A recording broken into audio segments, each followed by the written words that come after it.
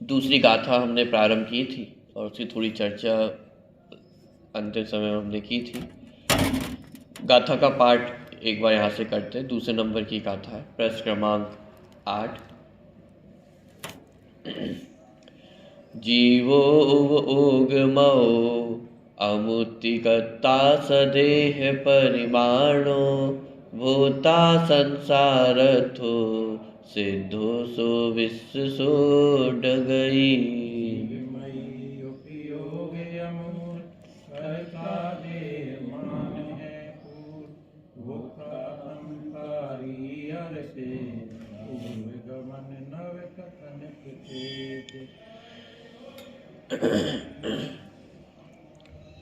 पहले जो मंगलाचरण स्वरूप श्लोक था वहाँ पे जीव और अजीव इन दो द्रव्यों का वर्णन किया गया है। इस तरह की बात हमने देखी थी। तो यहाँ सबसे प्रारंभ में जीव के वर्णन को, जीव के स्वरूप का वर्णन यहाँ से प्रारंभ किया जा रहा है।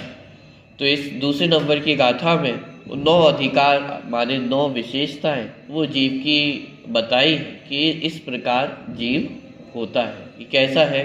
जीवो, जो जीता है वह जीव है। जीवो उपयोगमय, उपयोग वाला है, जो उपयोगमय है वह जीव है। अमूर्ति अर्थात अमूर्तिक है। कर्ता अर्थात कर्ता है। सदेह परिमाणो अर्थात स्वदेह परिमाण रहता है। भोक्ता की भोक्ता है। संसारस्थो संसारस्थ है। सिद्धो सिद्ध है। सो विश्व सो डगई और ऊर्ध्वगमन स्वभाव वाला है। इस तरह जीव के जो 9 अधिकार हैं अर्थात 9 विशेषताएं हैं उनको यहाँ पे वर्णित किया है। देखिए प्रश्न क्रमांक 9 पे गाथा का अर्थ यहाँ से देखते हैं। जो जीता है, उपयोगमय है, अमूर्तिक है, कर्ता है, स्वदेह प्रमाण है, भोक्ता है, संसारस्थ है, सिद्ध है और स्वभाव से ऊर्ध्वगमन करने वाला है, वह जीव है। टीका। जीव, यह जीव यद्यपि शुद्ध निश्चय से आदि मध्य अंत रहित स्वपर प्रकाशक अविनाशी निरुपाधि शुद्ध चैतन्य जिसका लक्षण है ऐसे निश्चय प्राण से जीता है। अभी तो मात्र यहाँ पे एक सामान्य वर्णन किया जा रहा है। इन 9 अधिकारों की टीका में एक सामान्य वर्णन किया जाएगा और इसके आगे फिर एक एक विशेषण के लिए एक एक गाथा आने वाली है। माने जीवो, तो जीव किस प्रकार जीता है तो उसके लिए पूरी गाथा आगे आने वाली कि वो जीव कैसे जीता है। ये तिक्काले चदुपाणा, वो पूरी बात आगे आने वाली है कि प्राणों के माध्यम से जीता है, चैतन्य प्राणों से जीता है। तो यहाँ पे तो एक सामान्य वर्णन किया जा रहा है कि वो 9 अधिकार माने 9 विशेषताएं कौन कौन सी है और उनका सामान्य स्वरूप। सबसे पहले जीवो, कि जीव कैसा है, कि जीवो जो जीता है कि वो जीव है। कैसे जीता है कि निश्चय प्राण से देखा जाए कि माने जो वास्तविक प्राण है और वास्तविक प्राण को प्राण कहना ये निश्चय प्राण, ठीक है। माने प्राण कोई 2 प्रकार के नहीं है कि एक निश्चय प्राण और एक व्यवहार प्राण, कि व्यवहार प्राण हो और निश्चय प्राण ना हो तो चल जाएगा। एक प्राण तो है ना, कि ऐसे 2 अलग अलग प्राण नहीं है। ये प्राण तो वास्तव में एक ही है और वो निश्चय प्राण माने जो वास्तव में प्राण है, जिनके माध्यम से जीव जीता है, उन्हें प्राण कहना ये निश्चय प्राण। और जो वास्तव में तो प्राण नहीं है लेकिन किसी अपेक्षा से, उपचार से उसे प्राण कहना यह व्यवहार प्राण। तो निश्चय प्राण क्या है कि यह जीव यद्यपि शुद्ध निश्चय से आदि मध्य अंत रहित स्वपर प्रकाशक अविनाशी निरुपाधि शुद्ध चैतन्य जिसका लक्षण है ऐसे निश्चय प्राण से जीता है। कि निश्चय प्राण माने वो शुद्ध चैतन्यपना, कि वो जीव का निश्चय प्राण है माने वास्तविक प्राण है। और व्यवहार प्राण तो भी अशुद्ध नय से अनादि कर्म बंध के वश अशुद्ध द्रव्य प्राणों और भाव प्राणों से जीता है, अतः वह जीव है। कि वास्तव में तो यह जीव अपने चैतन्य प्राणों से जीता है, लेकिन जब चैतन्य प्राणों से जीता है तो बाहर में द्रव्य प्राण भी होते ही होते। आगे चर्चा आएगी कि वे प्राण कौन कौन से हैं। 5 इंद्रिय, 3 बल, आयु और श्वासोच्छ्वास। कि चाहे एक इंद्रिय जीव भी हो तो वह जी तो अपने चैतन्य प्राणों से ही रहा है, और चैतन्य प्राणों से जीते हुए साथ में ये 10 प्राण में से प्राण पाए ही जाएंगे। माने उसकी आयु रहेगी, श्वासोच्छ्वास रहेगा। 5 इंद्रिय में जितने इंद्रिय वाला जीव है, एक इंद्रिय जीव है तो एक इंद्रिय होगी, 2 इंद्रिय जीव है तो 2 इंद्रिय होंगी। मन वचन काय में से काया तो होगी ही होगी। संगी होगा तो मन भी साथ में होगा, और वचन इंद्रिय होगी माने रसना इंद्रिय होगी, वचन योग होगा तो वचन भी होगी। माने 10 प्रकार के प्राण हैं, लेकिन उन 10 प्राणों में से वो जिस गति में जीव है, जितनी योग्यता वाला जीव है, उतने द्रव्य प्राण भी उसके होंगे। लेकिन इतना होने पर भी वो जीव का जीवत्व किस वजह से है? कि अपने चैतन्य प्राणों के कारण। कि मान लीजिए इंद्रियां तो है लेकिन चैतन्य प्राण ना हो तो, जैसे कोई मुर्दा व्यक्ति हो तो उसकी 5 इंद्रियां तो मौजूद है, तो फिर वो जीव है या नहीं है? द्रव्य प्राण तो है ना। कि वास्तव में तो वह जीव अपने चैतन्य प्राणों से ही जीता है। तो भी अशुद्ध नय से अनादि कर्म बंध के वश अशुद्ध द्रव्य प्राणों और भाव प्राणों से जीता है, अतः वह जीव है। यहाँ द्रव्य प्राण को तो लिया, अशुद्ध नय से द्रव्य प्राण से जीता है और भाव प्राणों से जीता है। ये भाव प्राण क्या है? कि 5 इंद्रियां ये द्रव्य प्राण, और 5 इंद्रियों में जो जानने की योग्यता ये भाव प्राण। माने 5 इंद्रियां हैं लेकिन उनसे जाना ना जा सके तो वो इंद्रिय किस कार्य की? ये भाव प्राण। कि द्रव्य प्राण और भाव प्राण, तो जो जीव द्रव्य प्राण और भाव प्राणों से जीता है, तो यह कथन, यह व्यवहार का कथन, अशुद्ध नय का कथन किया। ठीक है, आगे और कैसा है जीव? उपभोग मव। कि यद्यपि शुद्ध द्रव्यार्थिक नय से सकल विमल सर्वथा निर्मल केवल ज्ञान दर्शन स्वरूप उपयोगमय है, तो भी अशुद्ध नय से क्षायोपशमिक ज्ञान और दर्शन से रचित होने से ज्ञान दर्शन रूप उपयोगमय है। कि जीव कैसा है? उपयोगमय है। और वो निश्चय नय से क्या वर्णन किया? कि शुद्ध द्रव्यार्थिक नय से। अब ये कौन सा नय है? निश्चय नय के 4 वेद हमने देखे थे, कौन कौन से थे?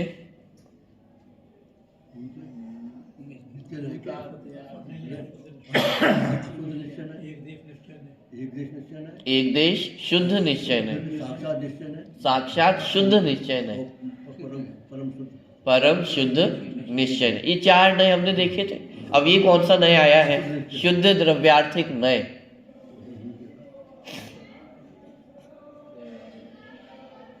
कि उपभोगमय, कि यद्यपि शुद्ध द्रव्यार्थिक नय से, तो ये शुद्ध द्रव्यार्थिक नय क्या है?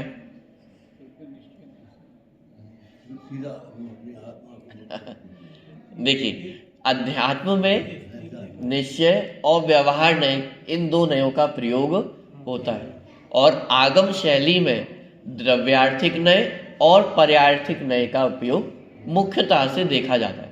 माने आगम ग्रंथों में भी कदाचित निश्चय व्यवहार का प्रयोग हो सकता है, और अध्यात्म ग्रंथों में भी द्रव्यार्थिक पर्यार्थिक नय का प्रयोग हो सकता है, लेकिन मुख्य रीति से जो आगम शैली है, आगम ग्रंथ है, उनमें द्रव्यार्थिक परार्थिक न्याय का प्रयोग होता है, और जो अध्यात्म शैली के ग्रंथ हैं वहाँ पे निश्चय और व्यवहार न्याय का प्रयोग मुख्यतया होता है। लेकिन ये वो अपवाद कि अध्यात्म शास्त्र में भी वो द्रव्यार्थिक न्याय का प्रयोग किया है। मोटा मोटा यदि समझना चाहे तो पर्यार्थिक न्याय वो व्यवहार न्याय की कैटेगरी में डाल सकते हैं, और जो द्रव्यार्थिक न्याय है उसको निश्चय न्याय की कैटेगरी में डाल सकते हैं। ठीक है, ये बहुत मोटा मोटा मैंने एक अर्थ किया है। तो यद्यपि शुद्ध द्रव्यार्थिक न्याय से, शुद्ध द्रव्यार्थिक न्याय से कहें अथवा शुद्ध निश्चय न्याय से कहें, तो शुद्ध द्रव्यार्थिक न्याय से सकल विमल सर्वथा निर्मल केवल ज्ञान दर्शन रूप उपयोगमय है। कि जीव कैसा है कि सदा निर्मल केवल ज्ञान दर्शन स्वरूप उपयोगमय है। कि जीव का स्वभाव कैसा है कि एक उपयोगमय ही है, वो भी कैसा कि सकल निर्मल, कि सर्वथा निर्मल स्वभाव वाला है। उस स्वभाव में अशुद्धता ने कभी प्रवेश नहीं किया है, कि ऐसे उपयोग वाला वो जीव होता है। तो भी अशुद्ध न्याय से, छायोपशमिक ज्ञान और दर्शन से रचित होने से ज्ञान दर्शन रूप उपयोगमय है। कि शुद्ध न्याय से तो आत्मा में कभी अशुद्धता प्रवेश नहीं की है, लेकिन तब भी अशुद्ध न्याय से, छायोपशमिक ज्ञान और दर्शन से रचित होने से ज्ञान दर्शन रूप उपयोगमय है।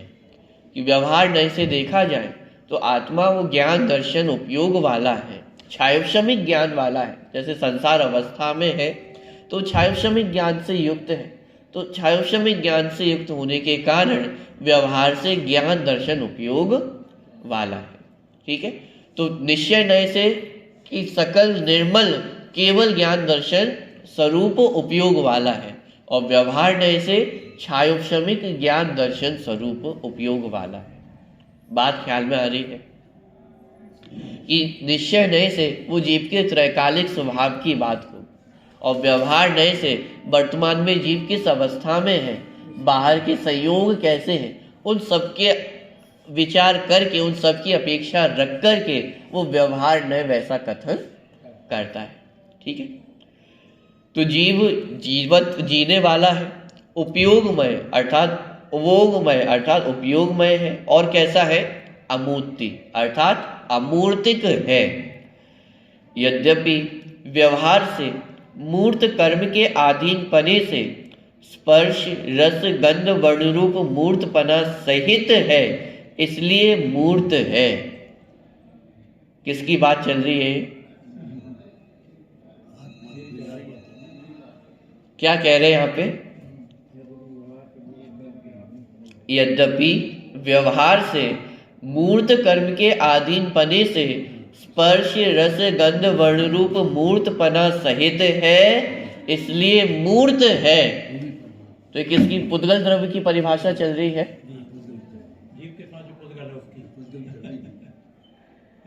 किसकी परिभाषा है ये? शरीर की है। अरे जीव की परिभाषा चल रही है,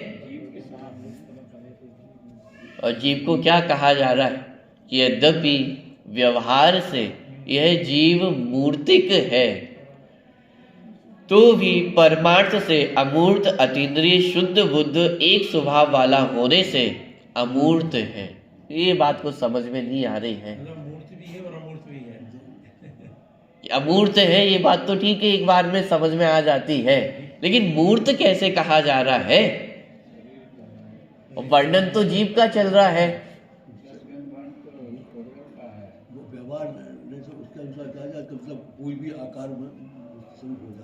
कि जीव दिखता है या नहीं दिखता है? अच्छा, यहाँ पे एक चींटी जा रही हो और कोई पैर रखने वाला हो तो आप उसको रोकोगे या नहीं रोकोगे? क्यों रोकोगे? अरे वो जीव जा रहा है, वो जीव पे पैर ना रखा जाए। तो जीव दिखाई दिया या नहीं दिया? शरीर की अपेक्षा दिखाई दे रहा है कि उसका आकार का शरीर आकार। अरे किसी को रोकने जाओगे तो इतना भेद विज्ञान करके बोलोगे क्या कि अरे अरे वो चींटी का शरीर है, वो चींटी का जीव है, क्या कहेंगे? अरे वो जीव जा रहा है, तो जीव दिखाई दे रहा है या नहीं दे रहा? व्यवहार नए से मूर्त का है जीव को। माने शरीर में अपनत्व करने के कारण ये जीव की ऐसी अवस्था हो गई है कि वो पुद्गल के समान उसका वर्णन किया जा रहा है। आचार्यों के सामने भी ये मजबूरी थी कि जीव जीव कहेंगे तो समझेंगे नहीं, इसलिए उनको व्यवहार से कहना पड़ा। हाथी जीव, चिंटी जीव, घोड़ा जीव। कि व्यवहार नए से कैसा है जीव कि मूर्त कि दिखाई देने वाला है, कि शरीर की संगति करने वाला होने से उसे मूर्तिक कहा गया।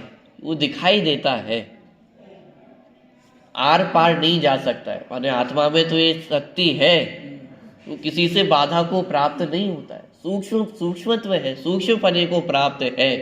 लेकिन इस शरीर के साथ होने के कारण वो कैसा हो गया है कि पुद्गल जैसा ही हो गया है। जब कहीं जाए और सामने दीवार आ जाए तो टकराएगा या नहीं टकराएगा? तो टकरा जाएगा, चोट भी लग जाएगी।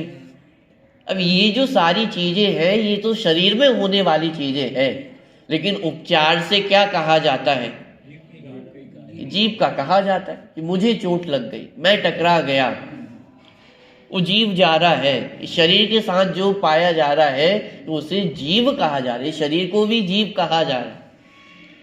इसका मतलब संसार दशा में यह जीव मूर्त पने को प्राप्त हो जाता है।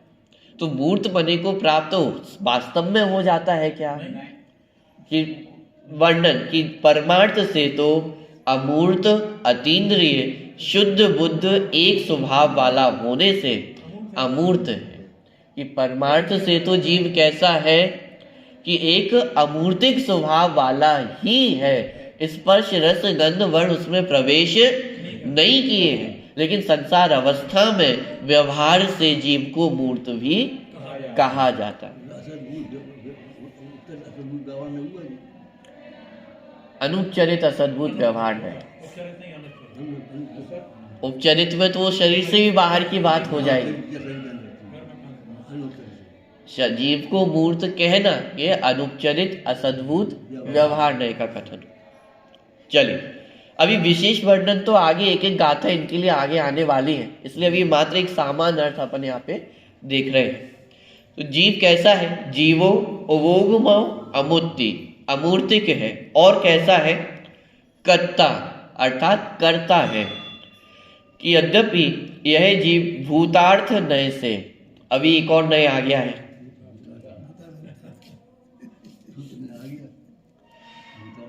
पहले अपन 8 नय तो देख के आ चुके हैं, 4 व्यवहार नय और 4 निश्चय नय। फिर ऊपर हमने एक और नय देखा, शुद्ध द्रव्यार्थिक नय। तो उसकी चर्चा हमने की कि 2 नय होते हैं, द्रव्यार्थिक नय और पर्यायार्थिक नय। अब यहाँ पे एक और नया है कि यद्यपि यह जीव भूतार्थ नय से, तो ये भूतार्थ नय अब कौन सा नय है? तो थोड़ा सा खतरनाक नय दिख रहा है। भूत प्रेतों की बातें होने वाली है क्या? भूतार्थ नय, भूत माने होना, कि जो है जैसा है उसको वैसा कहने वाला नय, वह भूतार्थ नय माने निश्चय, माने पर्यायवाची ही है। कि निश्चय नय को यदि अन्य नाम से कहा जाए तो भूतार्थ नय, कि जो जैसा है उसको वैसा कहने वाला भूतार्थ नय। कि यद्यपि यह जीव भूतार्थ नय से अर्थात निश्चय नय से निष्क्रिय, टंकोत्कीर्ण, ज्ञायक एक स्वभाव वाला है। अब देखिए ऊपर जहां अमूर्तिक का वर्णन किया था वहां पर भी क्या लिखा था कि परमार्थ से अमूर्त, अतीन्द्रिय, शुद्ध बुद्ध एक स्वभाव वाला है। और फिर नीचे कर्ता का वर्णन करते हुए भी क्या लिखा कि भूतार्थ नय से निष्क्रिय टंकोत्कीर्ण ज्ञायक एक स्वभाव वाला है। माने यहाँ पे 9 विशेषताएं कहकर के किसी को मन में शंका खड़ी हो जाए कि जीव 9 प्रकार का है, यह बार बार याद दिला रहे हैं कि इतनी विशेषताओं का वर्णन करने पर भी वो जीव का स्वभाव कैसा है। कि अमूर्तिक स्वभाव की बात की तो अमूर्तिक एक स्वभाव वाला है। फिर यहाँ पे कर्ता की बात चल रही है तो वहां पे निष्क्रिय तत्व है कि निष्क्रिय एक स्वभाव वाला है। माने एक ज्ञायक टंकोत्कीर्ण स्वभाव वाला वह जीव है। माने निश्चय नय को भेद दिखाई देगा ही नहीं, वो निश्चय नय को तो एक ज्ञायक भाव ही दिखाई दे रहा है कि आत्मा कैसा है, जीव कैसा है, कि एक ज्ञायक स्वभाव वाला है। इसलिए विशेषताओं का वर्णन चल रहा है, लेकिन उन विशेषताओं का वर्णन करते हुए भी बार बार एक ही बात कही जा रही है कि वो जीव कैसा है, एक स्वभाव वाला है, उसमें अनेकता नहीं। देखिए, यद्यपि यह जीव भूतार्थ नय से, अब देखो बात चल रही है कर्ता की कि आत्मा कैसा है, कर्ता है, और यहाँ पे वर्णन क्या किया जा रहा है कि भूतार्थ नय से निष्क्रिय है, अकर्ता है आत्मा। बात ख्याल वाली कि निष्क्रिय टंकोत्कीर्ण ज्ञायक एक स्वभाव वाला है तो भी अभूतार्थ नय। अबे अभूतार्थ नय क्या है कि अभूत कि जो जैसा नहीं है उसको वैसा कथन करने वाला।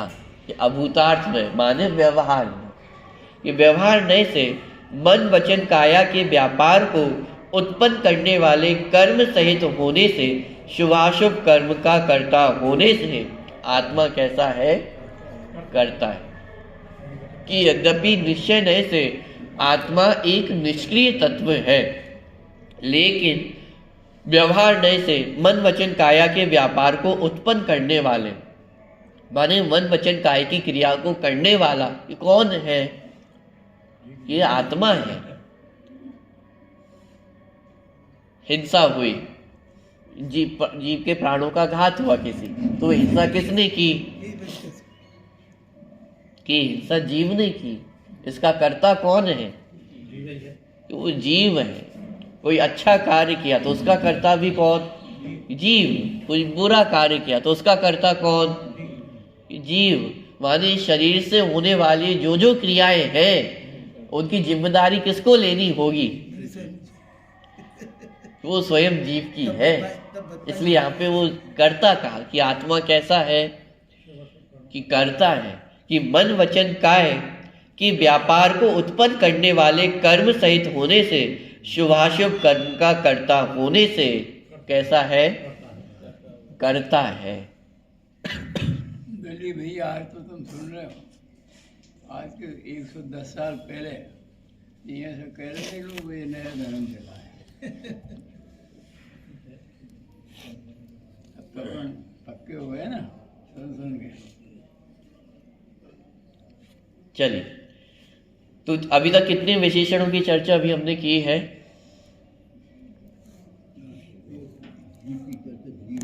कितने अधिकार आने वाले, कितनी विशेषताएं आने वाली हैं, 4 हो गई, 5 आने वाली। बहुत बढ़िया, पूरा कैलकुलेशन करके बता दिया है। 4 हो गई हैं और 5 आने वाली है, तो टोटल कितनी विशेषताएं हैं, 9 विशेषताएं हैं। तो 4 विशेषताएं हमने देखी। जीव कैसा है, जीवो जीता है, उपयोगमय ज्ञान दर्शन उपयोगमय है, और कैसा है, अमूर्ति अर्थात अमूर्तिक है और करता है। ठीक है, आगे सदेह परिमाणो यद्यपि निश्चय से सहज शुद्ध लोकाकाश प्रमाण असंख्य प्रदेशी है तो भी व्यवहार से अनादि कर्म बंध के अधीन पने से शरीर नाम कर्म के उदय से उत्पन्न संकोच विस्तार के अधीन पने के कारण घटादि पात्र में स्थित दीपक की भांति स्वदेह प्रमाण। निश्चय से कैसा है आत्मा? यद्यपि निश्चय से सहज शुद्ध लोकाकाश प्रमाण असंख्य प्रदेशी है। कि आत्मा कहाँ रहता है? कि आत्मा अपने प्रदेशों में ही रहने वाला है। कितने प्रदेशों में?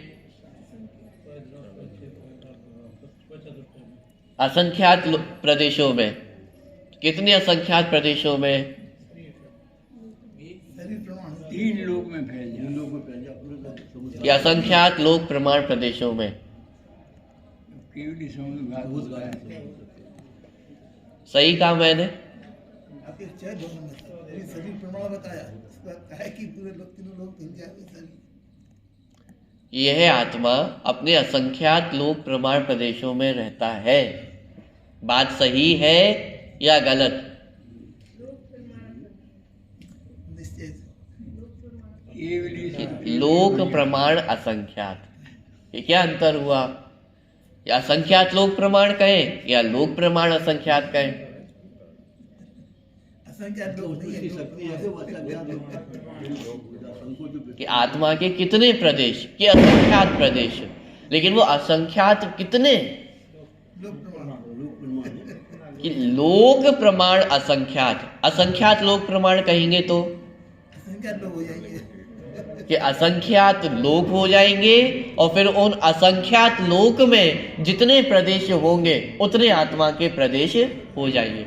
लेकिन आत्मा में प्रदेश कितने? असंख्यात प्रदेश है। और असंख्यात प्रदेश कैसे हैं? कि जितने प्रदेश इस एक लोक में है उतने प्रदेश वो आत्मा में पाए जाते हैं। तो वो लोक और आत्मा एक हो गया क्या? अरे ये मात्र माप दिया है, नापने का एक टूल दिया है, साधन दिया है। ये बताने के लिए प्रयोग किया कि आत्मा में कितने प्रदेश हैं। अब वो कैसे पहचाने? 1 लीटर दूध चाहिए, कैसे मिलेगा? वो हमारे पास साधन है, इसमें जितना दूध आ जाएगा वो 1 लीटर होता है। तो वो साधन और वो दूध एक ही हो गए क्या? दोनों अलग अलग है, सबका अपना अपना अलग अलग कार्य है। लेकिन ये हमने एक साधन उपयोग किया है नापने के लिए। ऐसे ही आत्मा में कितने प्रदेश हैं? कि असंख्यात प्रदेश है। अब वो असंख्यात प्रदेश को कैसे पहचाने?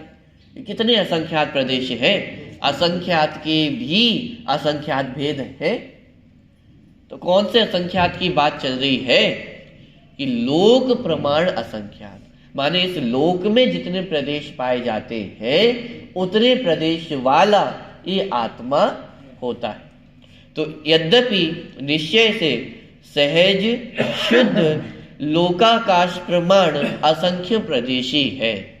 कि यह आत्मा कैसा है? कि लोकाकाश प्रमाण असंख्यात प्रदेश वाला है। तो यह जीव अपने में ही स्थित है, कि कहीं बाहर स्थित नहीं है। और ये अपने में स्थित होना कैसा है? सहज है। किसी कोई करता हो ऐसा नहीं है, सहज शुद्ध अपने असंख्य प्रदेशों में स्थित है। और व्यवहार जैसे कैसा है? कि व्यवहार से अनादि कर्म बंध के अधीन पने से शरीर नाम कर्म के उदय से उत्पन्न संकोच विस्तार के अधीन पने के कारण क्या होता है? कि स्वदेह प्रमाण है। कि शरीर के प्रमाण तो अलग अलग दिखाई देते हैं, कोई छोटा है कोई बड़ा है, सबके अपने अपने अलग अलग आकार है। त्रियंश गति में अलग आकार है, मनुष्य गति में अलग आकार है, नरक गति में अलग आकार है। तो इतनी अलग अलग विशेषताएं हैं, तो ये संभव कैसे हो पाता है? एक चींटी का शरीर भी है और एक हाथी का शरीर भी है, और एक ही आत्मा वो कभी वो चींटी के शरीर में भी जाती है और कभी वो हाथी के शरीर में भी जाती है। तो फिटिंग कैसे होती होगी? यहाँ देखिए कि संकोच विस्तार के अधीन पदे के कारण, कि आत्मा में एक ऐसी शक्ति है कि संकोच विस्तार, तो उसमें संकोचपना भी हो जाता है। माने यदि चींटी के शरीर में जाए तो वो चींटी की आकार की हो जाती है, और हाथी के शरीर में जाए तो हाथी के आकार की हो जाती है, पेड़ के शरीर में जाए तो पेड़ के आकार की हो जाए। तो संकोच विस्तार के अधीन पने के कारण घट आदि पात्र में स्थित दीपक की भांति स्वदेह प्रमाण है। कि जैसे वो दीपक है और वो दीपक को किसी घड़े में रख दिया तो प्रकाश का आकार कैसा हो जाएगा? वो घड़े के आकार का हो जाएगा। अब उसको घड़े से निकाल के कमरे में रख दिया, कमरे के आकार का हो। बात ख्याल में आ रही? तो संकोच और विस्तार शक्ति। तो व्यवहार नय से यह आत्मा अनादि कर्म बंध के अधीन पने से शरीर नाम कर्म के उदय से उत्पन्न संकोच विस्तार के अधीन पने के कारण घटादि पात्र में स्थित दीपक की भांति स्वदेह प्रमाण है। निश्चय नहीं से तो क्या कहा? देवी में रहनी है। ये जीव अपने में ही स्थित है, और व्यवहार नय से स्वदेह प्रमाण यहाँ पे कहा गया है। देखिए अगला विशेषण और कैसा है? आत्मा भोक्ता अर्थात भोक्ता है। यद्यपि यह जीव शुद्ध द्रव्यार्थिक नय से रागादि विकल्प उपाधि रहित अपने आत्मा से उत्पन्न सुखामृत का भोक्ता है। किसका भोक्ता कहा? आत्मा का सुख अमृत कोई भोगता है। दुखों का भोक्ता है, राग द्वेष का भोक्ता है, निश्चय नहीं। भोजन का भोक्ता है, कपड़ों का भोक्ता है। किसका भोक्ता कहा? स्वयं के सुख अमृत। कि शुद्ध द्रव्यार्थिक नय से। अब दोबारा यहाँ पे शुद्ध द्रव्यार्थिक नय, शुद्ध द्रव्यार्थिक नय अर्थात शुद्ध निश्चय नय से। ठीक है, शुद्ध निश्चय नय से रागादि विकल्प उपाधि रहित, रागादि कहकर के सारे विकार भावों को ले लिया कि समस्त प्रकार के रागादि विकारी भावों से रहित अपने आत्मा से उत्पन्न सुखामृत का भोक्ता है। किसका भोक्ता है? कि सुख रूपी अमृत का भोक्ता है, दुख का भोक्ता। ये आत्मा को दुख का भोक्ता नहीं कहा। ये दुख का अनुभव करना ये आत्मा का स्वभाव नहीं। आत्मा का स्वभाव कैसा है? ये सुख को भोगने वाला है। तो भी अशुद्ध नय से उस प्रकार के सुखामृत भोजन का अभाव होने से शुभाशुभ कर्म से उत्पन्न सुख दुख को भोगने वाला होने के कारण भोगता है। कि निश्चय नय से तो कि यह आत्मा एकमात्र सुख को ही भोगने वाला है, तथापि व्यवहार नय से शुभाशुभ कर्म के उदय से, शुभाशुभ कर्म के उदय के निमित्त में होने वाले जो सुख दुख है उनका भोक्ता भी आत्मा को कहा जाता है। ठीक है, इस प्रकार अभी हमने कितने विशेषणों की चर्चा की है? कितने हो गए हैं? गिन लेते हैं। सबसे पहला विशेषण जीव, दूसरा विशेषण उपयोगमय, उपयोगमय है। तीसरा विशेषण अमूर्तिक, अमूर्तिक है। चौथा विशेषण कर्ता अर्थात करता है। और पांचवा विशेषण स्वदेह प्रमाण है। और छठा विशेषण भोक्ता। ठीक है, तो कितने विशेषण हो गए हैं? 6 अधिकारों की अभी हमने चर्चा की है। 3 अधिकार और आने वाले हैं, उनकी चर्चा अपन करेंगे।